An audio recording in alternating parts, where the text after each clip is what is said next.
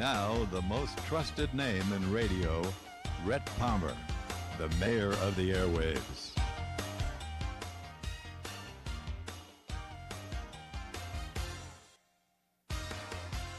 It's a new day.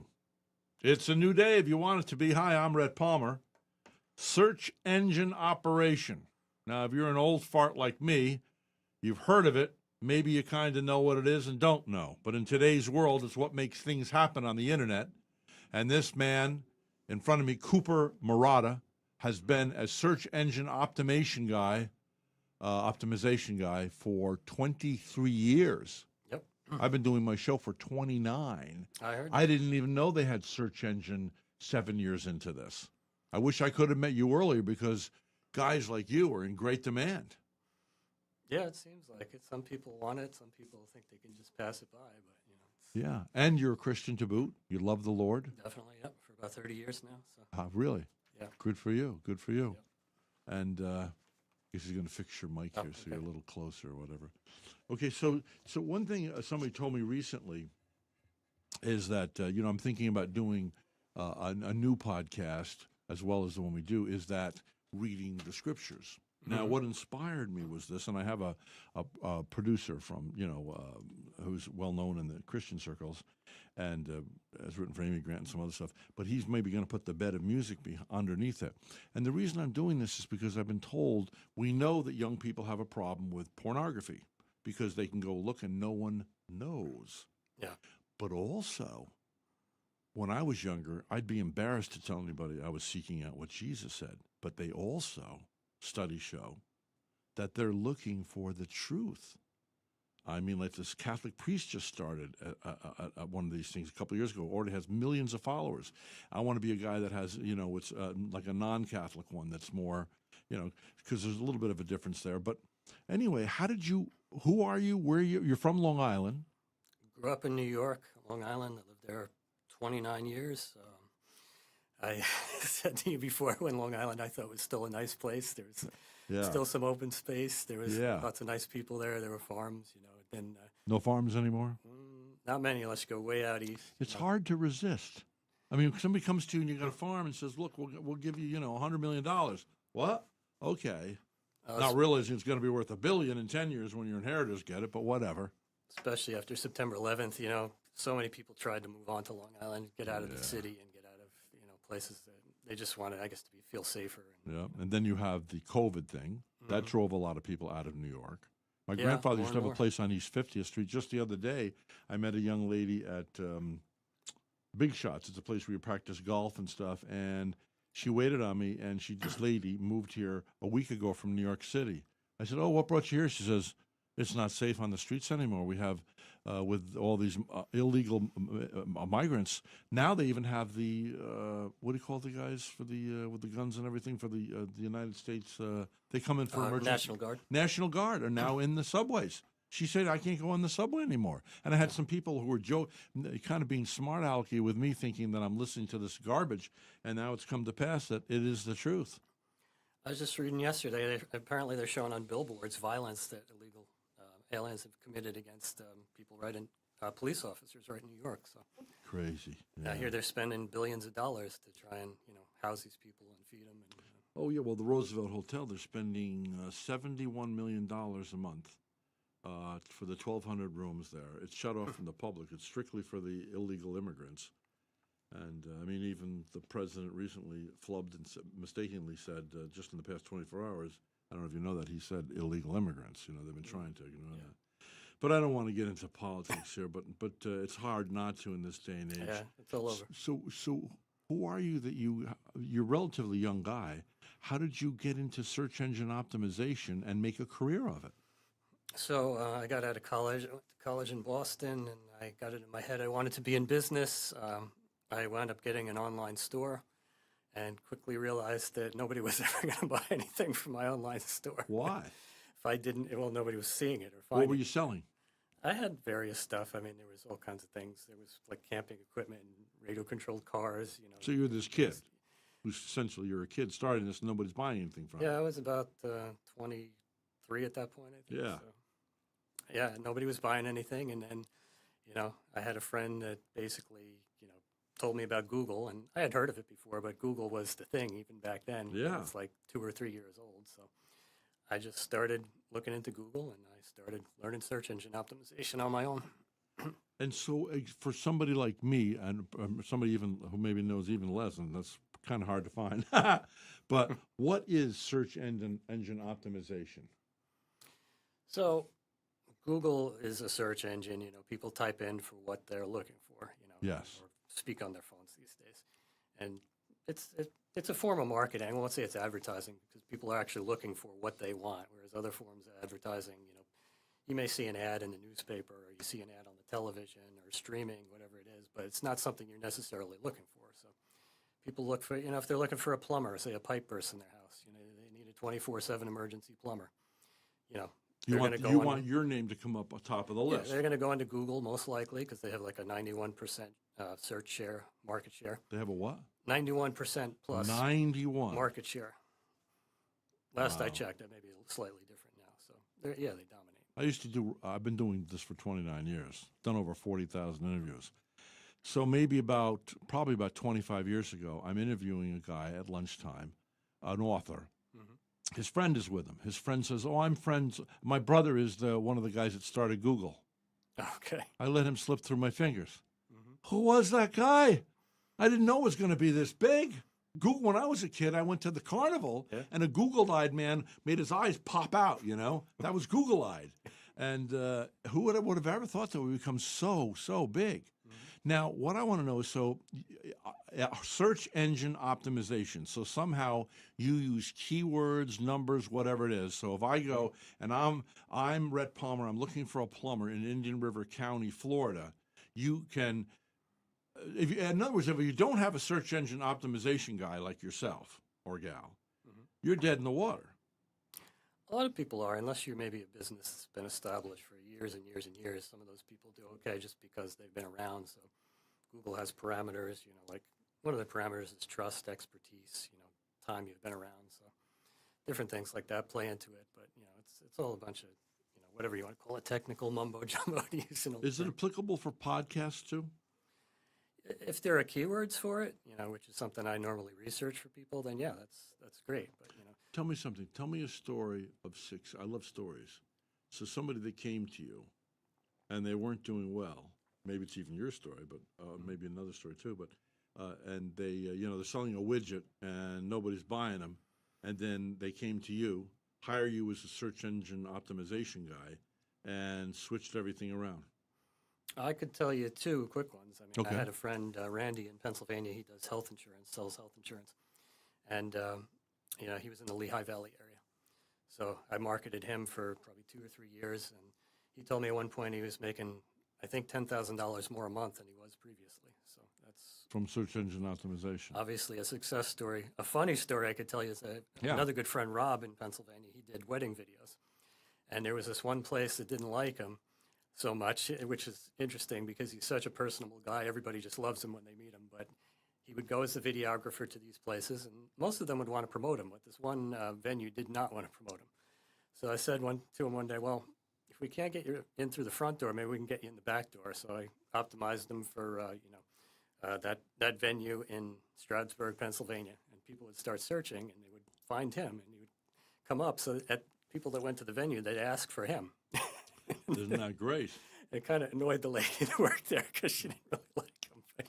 Well, she didn't have much choice but to, But here's the other problem. What's the business you go to and you, like it'll tell you the best restaurants in town or whatever? There are different things. What's that? The number one that everybody thinks is about? Maybe Yelp you're thinking of? Or? Yelp, I think. Okay. And the bad news is, though, that people who are unrighteous and don't have integrity will tell all their employees, hey, we want people coming to Al's Pizza here, not Bob's Pizza. So get online and say bad stuff about Bob. Yeah, that's a big problem these days, bad reviews, fake reviews. Well, you know what? Now we have a place in Vero Beach, Florida called the Ocean Grill. It's a worldwide famous restaurant. We have the Tides, which is, 5-star, okay? We have famous Italian restaurants here and stuff. The number one restaurant in Vero Beach, according to Yelp, is a little fudge shop on the beach. They sell fudge and ice cream. Not, So, how does that happen? A lot of these I companies. don't trust it. No, they have these crazy filters. I've seen them, in different places, particularly on that site. I've had different people tell me some of those sites basically extort them. It's basically like pay to play. So What do you mean? in order to get the exposure that they want or they need, basically, join our advertising program and, we'll stop filtering your reviews or we'll put you up higher. Oh. Now, I got, with my show, I don't know if I got political or whatever it is, and I am conservative, and I believe in Jesus. So somebody said I got shadow banned on Facebook. Now, we were getting 800 to 1,000 people per hour. That's the big thing. Not now. Under 100. No, the shadow banning is a big thing. Yeah. Can you fix that? Myself and my business partners, we've set up literally servers in other countries to keep people online and host videos for them so that they can't get canceled or shadow banned, But the shadow banning's tough because if you're on their platform, you don't have control over their platform, but we can still keep it on the internet. So. But isn't it kind of evil to control people that way? I think it is. I'm a Christian myself, so. Yeah. I will say this, that like I'll be, I don't know, I travel all over the place, and I'll say something, maybe not using words that a Christian should use, and it'll say, are you sure? And then it'll pop up and say, are you sure you want to keep this wording this way? And I figure, well, I know if I say yes, then they might not keep it here. So I change it, and I become nicer. In that way, it does keep the internet a little nicer, because I can remember when emails first started, maybe that was, what was that, almost 30 years ago? There was a newspaper in town here. They did not filter it. You didn't have to have a name, anything. You could go on. And there were these people calling, I'm known as the mayor of the airways. I've been on the air for 29 years. And they started calling me the moron of the airways. And that sounds kind of fun. I actually kind of laugh at it myself. But I found out there was only 5 or 6 of them. They're just always doing it. Nasties, blue nasties. So you know what I did? I stopped going. I haven't gone back to that newspaper since because they allowed that. And what you don't know doesn't bother you. And there's always going to be some blue meanies out there. Yeah. As the Beatles would call them, Yeah, definitely. So what tell me more about what you'd like to talk about today. I've been in Florida about 2 years now. So. Only 2 years? Yeah. How do you like it so far? I love it. It's a great state. I think it's the freest state in the country. Oh, I see what you're talking about. Yeah. I kind of wish that he didn't run for office this time because I hope it won't hurt him running in the future, because I think in the future he'll make a great president. Yeah, I was a little surprised that he did, actually. Because you can't go up against, the established, until that's all done, And so, no. But I met him. I did not interview him, but I met him, and he seemed a very nice guy. The former governor was on my show 18 times, so if you're listening, Mr. DeSantis, it's time you're on the Rhett Palmer show. Come on the show. Maybe I need to hire you to help me do that. Every time he goes to a computer, be on Rhett show. What is this thing here? Now, what are the limits of optimization? What are the okay, so a lot of people are getting hep to this or knowledgeable about this. Mm-hmm. So then if everybody has a CEO specialist like you, then what makes one better than the other? Believe it or not, a lot of people still aren't doing it or doing anything. I guess it's like ignore it and it'll go away, the old saying. Really? Yeah. They won't face up to it. Or there's also a lot of people out there, they're paying and getting a whole lot of nothing, basically. So. Yeah, how do you, it's like when they first came out with websites and they tell you, I had somebody tell me that to have an app, it was going to cost me $40,000 just a few years ago. Mm-hmm. I was up in Georgia, and the guy claimed to be a Christian young man, so I believed him. Well, maybe it was $40,000, but I got my app. All we do is pay a monthly price, and they gave us an app. Mm-hmm. So it's come way down. Same with websites. They wanted $5,000, $10,000. Now you're down. You can pay for something very simple, a few $100s, and you can have a website. Mm-hmm. So these things do calm down. You have to wait for the dust to settle, right? Yeah, there's a lot of affordable. Things change so fast sometimes. It's ridiculous, and it's hard to stay up with it. But when did you know you had a penchant for this internet world? I just saw that it was going to be big. It's to me that was pretty obvious. And as I started working on it, and doing it for myself, I noticed some results. And then you talk to people, and they start asking you if you can help them. So I just kind of started doing it on the side. And, cool. Now, somebody said that Facebook, starting 2015, Facebook started losing numbers, and that YouTube is the place to go now. That's why we're on YouTube as well as Facebook. YouTube is huge. I mean, it's actually the second biggest search engine, and I believe, next social to media Google. site. Yeah. Yeah, well, I go on it every night Yeah, to I watch do the too. news. You do too. Yeah. So now, Google owns YouTube, so they want to show things that are on YouTube in their search results. oh, I didn't know that. Yeah, so we use that Oh, to people's Google advantage. bought YouTube. Yeah, years ago. Oh. So they want to show YouTube everywhere. So we use that to people's advantage, whether it be ministries, businesses, individuals. But a few years ago, the guy that started AOL used to live here. I interviewed him, Ted Leonsis. Anyway, a few years ago, you'd go on and it'd go, turn on the computer, honey. Oh, let's go make dinner. By the time we get back from dinner, you've got mail. Mm-hmm. Okay, so we go from that. And if you wanted to upload 10 photographs, that thing would spin around forever. It might take all day. Now, you got 400,000 new videos being posted on YouTube every hour. And you press the button, and there it is. You're watching the film at your leisure. How in the world do they do that? They must. They have massive server farms where they store all that data. Massive server farms. I don't know how many there are, but they have them spread across the country in different locations. So, because that's a lot of information to save on servers. Yeah. But it literally kind of changes. Like if you're doing a search, it'll change slightly from one area to another. If you're in a different state or a different city, even in search results. But yeah, I don't know too much about their server farms. We do have some servers with Google, but now for a big business, I understand. But let's say a small businessman like me, can I afford a guy like you? Yeah. Well, we check and see, what is there for you. First of all, we'll do some keyword research, like I said, and then we'll find out, if there are keywords that are going to bring you traffic, and we think that's a good fit. We can start certain areas. Now you're saying budgets. we, so they're more than you? Yeah, I work with a few different people. Art is one of them. He does videos, and we promote a lot on YouTube. Sarah helps us sometimes with the social media stuff too, as well, for businesses. So is this your business? My business is for search optimization, yeah, but we partner with, Sarah has her own business. Oh, I see. So they're separate. Mm-hmm. Oh, yeah. But yeah, we can start. We work for a lot of contractors.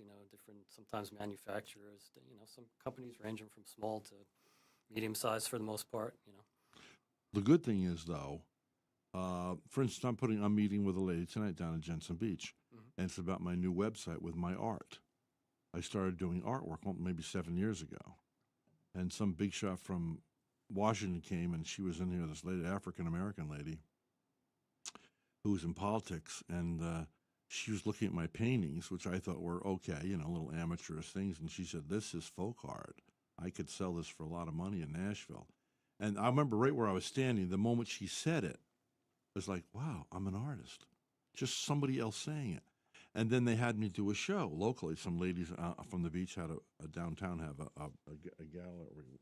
And they invited me, and I prayed to God. I said, just let me sell one of my little ones. On the wall back there, those my little ones. Just let me sell one so I'm not embarrassed. I sold a bunch of those, and I sold 3 big paintings for a show.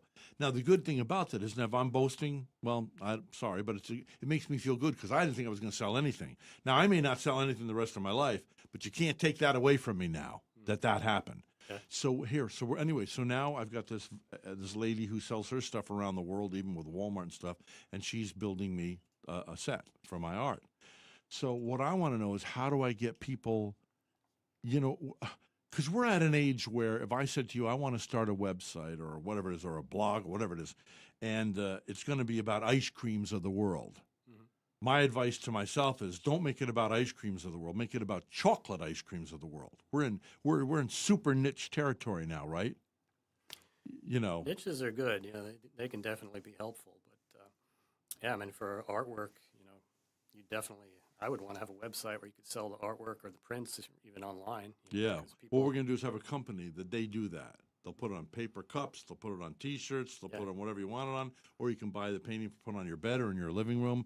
And I don't even touch that stuff. You don't have to have that stuff. It's a drop ship company, I guess they call them. Yeah, but you'd want to have it on YouTube. You'd want to have it on social media as well. So you can help with that. And if you don't do the video, then you know somebody who does it very well. Yeah. Sometimes we have people, they take their own videos and, we'll edit them and do voiceovers. So that We usually do short videos, but longer ones as well. Everything, not everything, but a lot of things on YouTube are short. Okay, but let's say you're charging me $1,000, but if you help me sell a few paintings, then you've earned the money that I'm paying you, which that's like with my radio. I've been in this 29 years. Nothing has made me happier being on the radio is for somebody to come to me and say, I had a doctor say a multi-million-dollar practice started here with nothing. It was on my radio show, and later on got in our magazine. Radio show's 29 years. This is the magazine's Vero's Voice. It's only 14 years. And he says, I believe that your show and your magazine built this practice. Mm-hmm. What a great thing. So in other words, they're paying the money, but to help support us and pay the rent and stuff, but they're getting back more than, hopefully getting more back than they're investing. It's like an economy of scale. So you find what works, Yeah. And as they start, any company, they start getting more business, then if they're bringing in more than they're putting out to pay for the exposure, then you can scale it up if as needed, grow. Well, of course, I've just met you through our mutual friend, Michael the Greek. Mm-hmm. But you, the fact that you say you're a dedicated Christian guy, right? Mm-hmm. Believe in Jesus. Now, did you always believe in Jesus? I always did. I grew up Catholic. As was my mother and grandmother. I never learned a whole lot in the church, but I knew I could see God in my life in different ways, even when I was younger. Circumstantially. Yeah, at a certain point, and I'm not exactly sure why my family left the church, but I wound up coming back in college. I went to Boston College, which was a Catholic school, and after that, my aunt and uncle wound up inviting me to church, and I found Kenneth Copeland on the television, so I recorded him every day for like 13 years straight. Did you? That taught me about faith, and that was an incredible lesson to learn. And it was completely foreign to my brain back then, but I was like, I devoured it. I just knew I needed to learn. Now, what age were you when that happened? 22, I believe. Oh, pretty young, yeah. Yeah, because it is very strange. First, what are you talking about? Some guy died on the cross for my sins. Who, what, where? What's this all about? I mean, God is a vague thing. I got inducted into transcendental meditation when I was 16 in your town, Boston. I believe it or not, went to I think it was a Buddhist place there, and we tried that one time. So yeah. I read a story recently, or did I see a video? I forget. But anyway, it was about this guy who was a monk. What do you call those monk? A Buddhist monk. Yeah. Anyway, he dies, and a couple days later, they're building the fire, or the next day, whatever it is, the funeral pyre, I guess they call it. Yeah. And he snaps up and comes to life on top of the fire and says, the Christians have it right. The Christians have it right. Jesus is Lord. And by the way, Buddha's in hell. Now, this is a Buddhist monk. I wouldn't expect that. Recently heard about a Muslim guy. He said, this is an older guy. He's like 50. He's dying, engineer. He says, I'm dying. I'm in bed, and they got all these people in my room in the hospital. He says, everybody, get out of my room. I want to die alone, Hasn't eaten for days. He's whittling down to nothing. So next thing that happens is they leave the room, and all of a sudden there's a man standing there with a beard. He says, who are you? He says, I'm Jesus of Nazareth. He says, where's Muhammad? He says, Muhammad's dead. And goes on, asks him all these questions, and next gets converted to Jesus. By Jesus. The experts come in an hour later, the doctors and stuff. He's sitting in the chair. He says, hey, get me some food. I'm hungry. And leaves the hospital, and as far as I know, is still alive. I mean, miraculous encounters. Muslims are saying he's visiting them in their dreams, and it's pretty wild. I've heard a lot of stories like that Jesus is appearing to thousands and thousands of Muslims, especially in the Middle East. I've watched people talk about it on YouTube, give their testimonies about it. So isn't that something? Yeah, well, Jesus is alive and he's Lord, so. Yeah, and it's pretty wild. He wants to reach people. So Kenneth Copeland, huh? Mm-hmm. I just, I kind of look at him, and he says some good stuff. A little extremist for me, I kind of like, I'm more of you seem to be more of a subtle guy. I'm pretty subtle, Yeah. I get excited about the Lord sometimes. Well, that's good. I've seen a lot of miracles, Kenneth Copeland kind of taught me a lot of it, like I said, about faith, and, basically taught me to go out there and, like I do the prayer stations in Fort Pierce, different things like that. Oh, you do? I've prayed for people in hospitals, and like we were just talking about, I've seen them healed and come out, the next day they're having heart attacks or needed open heart surgery, and it's, miracles they get you excited. I had a guy, never met him. His name is Wrench. Ironically, he works on race cars, and his name is Wrench. Is that weird? Didn't know him. Invited him up to a hospital here. My wife's in the hospital. Prays for her. He said, she's going to be fine. Don't ask the Lord again. Just say thank you for the healing. And she was healed, by the way. It's amazing. The next day, out of the hospital. Well, he comes down to me, and we're talking a few minutes later. And it's a late, dark, rainy night. We're outside the hospital. He said, the Lord is telling me to hug you like a father. This short little guy. I said, oh, is this guy gay or what's going on? So he wants to hug me like a father.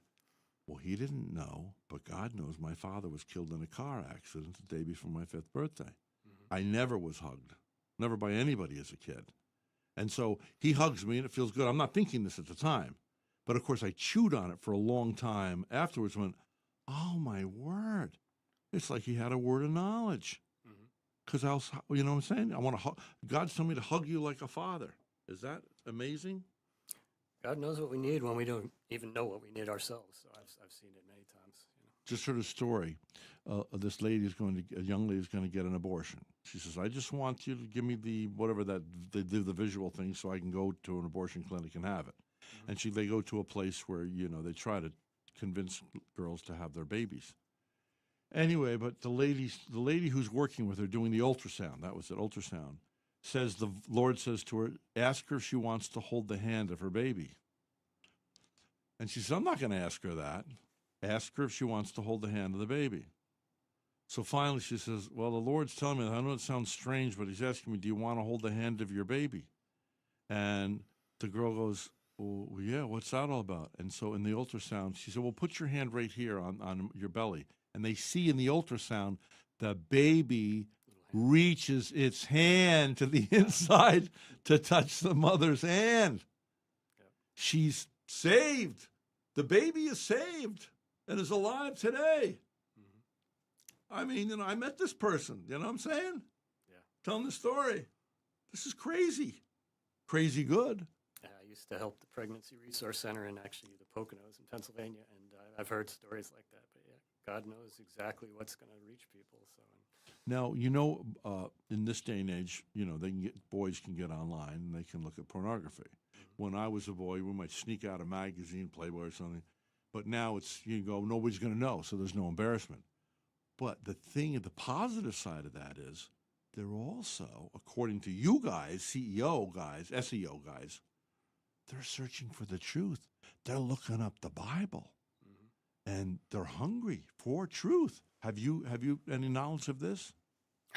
The more I see, generations are definitely different. But more and more I'm hearing that people are searching for truth because you look out there and everything's insane basically now. I grew up in a world where it was maybe half and half. There was some sanity, but now it seems to have flipped completely off to one side of the pendulum, or whatever you want to call it. But people know what's real, and they don't believe a lot of the garbage going on. There's corruption, there's crime, there's lying, there's propaganda.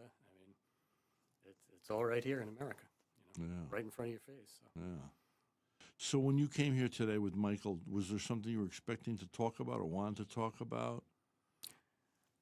I just, I figured we'd see where it goes. I always want to talk about my faith. I always want to talk about business. I met that nice woman, Wynn in the back there, the artist. Yeah, she's an artist. She told me she did a book about angels, which was interesting to me. I told her I've seen them once. And, you did? Yeah. Where'd you see an angel? Tell me. I wasn't here. I actually had a visit to heaven at one point back in my 20s. What happened? Tell me. I used to read the Bible for hours on end, and almost till I couldn't keep my eyes open at night anymore. One night I was just reading, and I was a little tired. I was laying on the floor in my bedroom, and I put the Bible down next to me, had a pillow on the floor, and I just put my head on the pillow. And, I thought I fell asleep, but, when you sleep, you have that rapid eye movement. And basically, as I started coming to, I realized, I was in a trance, and I was having massive rapid eye movement, and I could tell I wasn't here anymore. Like, I was literally, they say when you die, you have a spirit body. I was not in this thing anymore. Yeah, it was completely different. So I caught little glimpses of things, but I could sense, I could hear, and I could What feel. do you recall from this? So I felt like literally like I was 5 years old. I was with my Father in heaven, and nothing else in all of existence could have mattered, basically, because I literally felt God. I felt His love, that He is love. And it went through every last bit of me, like inside every, whatever you want to call it, every cell, every molecule, every nook and cranny, whatever you want to call it, to the point where you could not get away from it. And there was no pain, there was no doubt, there was no fear, there was no anger, there was no inhibition, there was nothing bad at all. I mean, you literally feel perfect. And when Jesus said to that man on the cross next to him, I tell you the truth, today you'll be with me in paradise. I tell people he was not kidding around when he said that, because literally that is, I mean, I tell people it seems like it's too good to be true, but when you experience it, it's incredible. I had a similar encounter. I woke up in the night. I felt as though there was an ocean of water coming out of my chest. Now, it does say something I would later read about the living waters of God is like living. Okay. Mm-hmm. So I get up, and I'm living in the ghetto of Troy, New York at the time. Anyway, so I have this little tiny, apartment. And I go into the dining room, and all of a sudden, I'm just washed in love. And I said, oh, put a robe on me. I'm just going to go love people. This love, I call it a visitation of love. And then finally I realized, if you, if this keeps happening, I won't eat and I'll die. So I can't stay like this, not and stay on the earth. And slowly it washed out, went down my chest, went down my body, out my legs, and out my feet, But I call it, somebody said, oh, that sounds like you got a down payment from the Lord, I didn't have your experience, but what you just said, if I stay in this state, I won't eat it, I'll die. If I'd had the choice, I would not have come back here. There's no way. But the only thing is, like, what concerns me is that if we go to a place where there's no valleys, then there's no mountains. If we go to a place where there's no tears, then there's no laughter. I don't know if I want to just be kind of like, that's like Deadline, like, Well, that's not here. I mean, heaven is definitely different. I mean, I like the challenges we have here. I get tired of them sometimes, to be honest. I know. They're difficult. But I don't want to retreat to God just to escape life. But He says, I am the way, the truth, and the life. It also is written in the Scriptures, eye hath not seen, nor ear heard, neither has entered the heart of man the things which God has prepared for those who love Him, Mm-hmm. But He reveals them to us by His Spirit. Yeah. Next part of that verse. So. Yeah, I mean, He shows us sometimes things that are coming, and sometimes they're good, sometimes they're bad. But I couldn't live in this world without the Lord. You could no. Wow, so that's a cool story, though. I always remembered that. I'd heard this other young man. He was 18, and he had accepted the Lord, and he was, I guess, sitting on the floor, and said he was suddenly in heaven, and he said, I was in this cafeteria, not cafeteria, but a place where people were eating. And he says to the guys, where's Jesus? And the one guy goes, I don't know. And he says to another guy, where's Jesus? Oh, well, he's in the kitchen. Here he comes now. And he comes out wearing a waiter's outfit. And he's suddenly in front of this guy. He says, do you see what I'm doing here? Serving others? Go back and do this. And then he was back in his body and back here. Yeah. I mean, Jesus did say the greatest of you shall be the servant of the rest. Yeah. Which is kind of fun. So I'm wondering if everybody's okay in heaven, then you don't really need me to serve you. And I kind of like serving others. I don't know. But it says, eye hath not seen, nor ear heard, neither has entered the heart of man the things which God has prepared for those who love Him. We have plenty of time the Lord gives us here to serve others. Now, you said you saw an angel. Yeah, I literally saw them, two of them going over me, flying over me. You did. What did it look like? I only caught glimpses really quick, like I said, because of that, the state I was in. But they looked like the sun were basically beaming out of them, the light coming out of them. One of them smiled at me, and I felt like I was going to come out of myself. How beautiful. I heard music there in heaven.